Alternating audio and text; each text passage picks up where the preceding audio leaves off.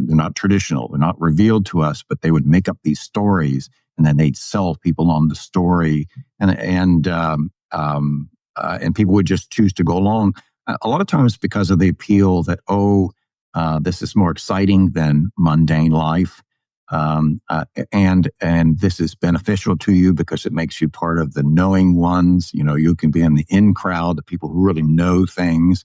And so there's this element of vanity, superiority, because all the Gnostic sects had different levels that, you could attain. You can feel yourself really special for belonging to it. But the core of it is that you're really not concerned about what's true. You're just picking something to believe in. And it really is sort of wishful thinking at that point, willful thinking. Whatever you pick is just, well, that works for you because it makes you feel special. It gives you friends, makes you part of the cult. And of course, that's what cults are based on, real cults. But then, and we recognize those real cults where you can't talk to people because they're just so into it that you can't, you're just not amenable to reason.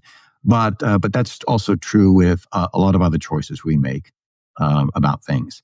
A lot of times we just don't want to bother to sort out a difficult issue, so we'll accept an easy answer.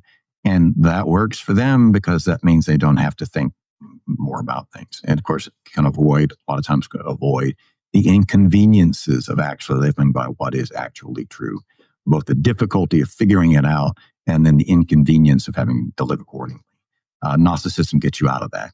You just pick what you want to believe, and if it works for you, that's all that matters. Mm-hmm. There's elements. I don't want any attacks from people listening. I've been in and around the conspiracy world for 25 years. Obviously, conspiracies are very real. We've seen a lot of them manifest and be revealed to us. But there are elements of Gnosticism within the conspiracy world. It's like, oh, well, I know this one thing that you don't know about this big thing that happened, but you're a sheep. So, but I know what really happened, that sort of thing. Yep.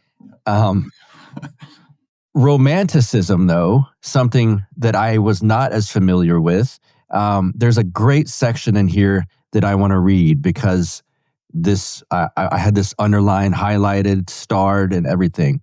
More romantic personalities make a habit of alarmed thinking. They begin to exaggerate the significance of actual experience, seeing the simple kindness of some as true love and minor conflicts as existential threats. They cast themselves as characters in a drama, assuming the role of heroic protagonist or tragic victim. As heroic protagonists, they take on the world as tragic victims.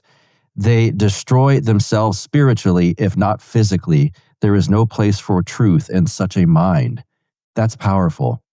What is romanticism? And sort of give your thoughts on what I just read. And you wrote. Well, it's just kind of an odd thing because it's very modern. What we really think of, we often don't think of it because it's so much a part of the modern life there.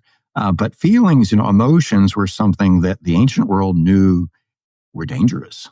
And in a world where rulers, even members of your family, could have extreme control over you, you had to be very careful about who you offended.